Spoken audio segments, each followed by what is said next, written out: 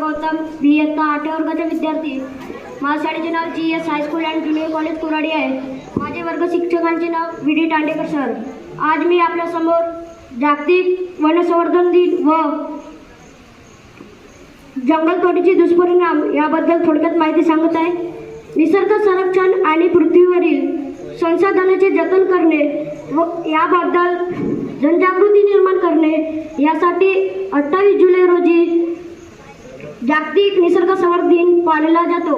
आपल्याला आवश्यक असलेल्या गोष्टी जसे शुद्ध हवा, स्वच्छ पाणी, अनुकूल हवामान आपल्याला वातावरणातून मिळतात। मात्र वेगाने होणारा औद्योगिकीकरण, जंगलतोडी, प्रदूषण व नैसर्गिक संसाधनांच्या अतिवापरामुळे आपल्या पर्यावरणासमोर गंभीर आव्हाने उभी राहिली आहे।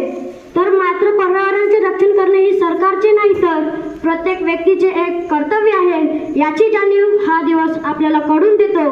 पर्यावरण हा पृथ्वीवरील जीवसृष्टीचा एकमेव आधार आहे। जंगल आपल्याला ऑक्सिजनची निर्मिती करून देते आणि कार्बन डायऑक्साईड शोषून घेते, जेणेकरून हवामान नियंत्रित ठरतो। ज्याच्यासाठी जास्तीत जास्त प्रमाणात झाडे लावणे हे खूप आवश्यक आहे। हवामान बदल म्हणजे वातावरणात वाढणाऱ्या हरितगृह वायूचे उत्सर्जन करणे किंवा त्याचे शोषण वाढवणे, जेणेकरून हवामान नियंत्रित राहील।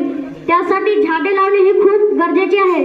तर झाडे लावणे नाही तर त्याची मनपूर्वक काळजी घेणे हे प्रत्येक व्यक्तीचे कर्तव्य आहे। आणि एवढे बोलून मी आपले 2 शब्द समाप्त करतो। जय हिंद, जय भारत।